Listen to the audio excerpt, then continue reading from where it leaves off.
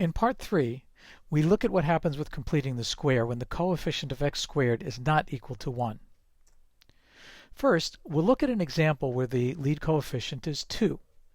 Now what we're going to do is we're going to group the first two terms, but we're going to factor out the lead coefficient. Now here's what that looks like geometrically.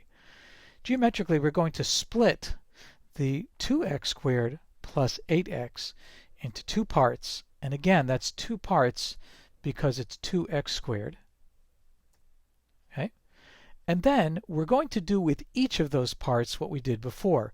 Rearrange the x bars so that we leave that little empty space in the lower right-hand corner of each square.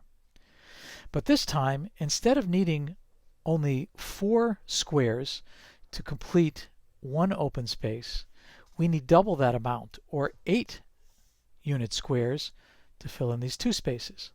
So we'll take those two sets of unit squares, we'll put them in their place, okay?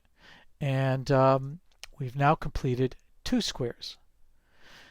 Instead of having 16 pieces over here, we used 8, so we now have 12 left, with the 8 being over here.